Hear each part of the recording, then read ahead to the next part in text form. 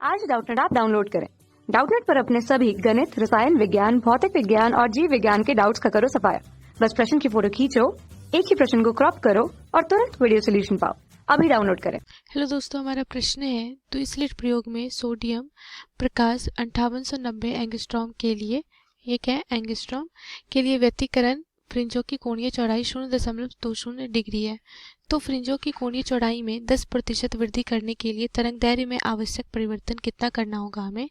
विकल्प दिया गया 589 एंगस्ट्रॉम की वृद्धि, दूसरा विकल्प है 589 एंगस्ट्रॉम की कमी, तीसरा विकल्प है 6489 एंगस्ट्रॉम की वृद्धि और चौथा विकल्प है 0। ठीक है, देखो ये द्विस्लिट प्रयोग की बात की जा रही है।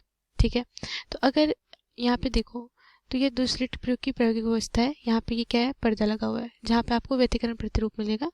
एक वर्णीय प्रकाश स्रोत उपयोग की जा रही है और इससे व्यतिकरण फ्रिंज आपको मान लो कि दीप्त फ्रिंज भी मिल रही है। ठीक है, और ये जो व्यतिकरण हो रही है ये कितने कोण पे व्यतिकरण हो रहा है, इसका थीटा कोण पे मान लो। ठीक है, जो इसके कोणीय चौड़ाई का हमें मान देता है। ठीक है, यहाँ से ये थीटा कोण पे व्यतिकरण हो रहा है, विवर्तित होकर के व्यतिकरण हो रहा है और यहाँ पे पर्दे के केंद्र पे भी हमें दीप्त फ्रिंज OE प्राप्त होती है। ठीक है, दोनों स्लिटों को एक निश्चित दूरी डी पे रखते हैं और स्लिट को पर्दे से भी एक निश्चित दूरी कैपिटल डी पे रखते हैं। ठीक है, अब देखो कोणीय चौड़ाई की अगर बात की जाए, कोणीय चौड़ाई जो होती है, कोणीय चौड़ाई अर्थात थीटा, ठीक है, कि कितने कोण पे इसकी जो फ्रिंज की चौड़ाई आ रही है, थीटा सूचित करते हैं। थीटा बराबर क्या होता है, लैम्डा बटा डी के बराबर। ठीक है, इससे हमें कोणीय चौड़ाई का मान हमें पता चल जाता है। ठीक, तो पहली स्थिति में क्या बोला जा रहा है कि अगर सोडियम, पहले में बोला जा रहा है कि अगर पहली स्थिति में कि अगर लैम्डा वन मान लो कि कितना प्रयुक्त किया जा रहा है, 5890 एंगस्ट्रॉम।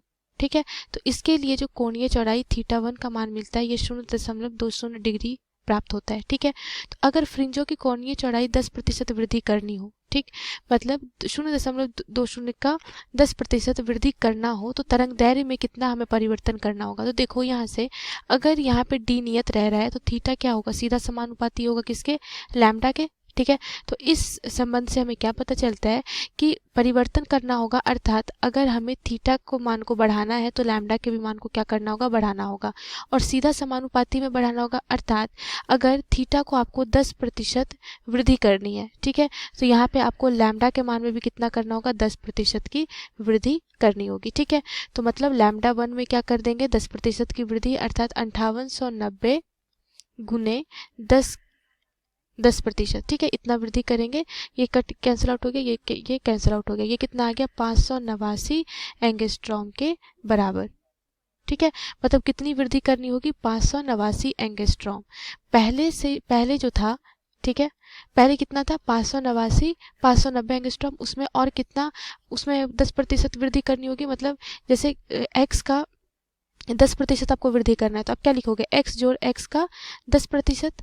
ठीक है, ये लिखते हो। तो उसी प्रकार सिर्फ हमें क्या पूछा जा रहा है, परिवर्तन, कुल कितनी वृद्धि करनी होगी ये नहीं हमें पूछा जा रहा है, बस कितना उसमें परिवर्तन की आवश्यकता होगी तरंगदैर्घ्य में, वो हमें बताना है। तो 589 एंगस्ट्रॉम और उसमें क्या करना होगा, हमें परिवर्तन करना होगा। पहले जितना था उसमें और 589 एंगस्ट्रॉम क्या करना होगा, ऐड करना होगा, जिससे कि 0.20 का मतलब थीटा वन का 10% वृद्धि आपको प्राप्त होगा। ठीक है, तो कौन सा विकल्प हो जाएगा, विकल्प ए, वृद्धि करनी होगी, क्योंकि सीधा समानुपाती का संबंध है। तो अगर आपको कोणीय चौड़ाई में वृद्धि चाहिए तो उसके लिए लैम्डा के मान में भी वृद्धि करनी होगी। ठीक है, धन्यवाद। कक्षा 6 से 12वीं से लेकर नीट, IIT, JEE वो एडवांस के लेवल तक 1 करोड़ से ज्यादा छात्रों का भरोसा। आज ही डाउनलोड करें डाउटनेट ऐप या व्हाट्सएप करें अपने सारे डाउट्स 8400 400 400 पर।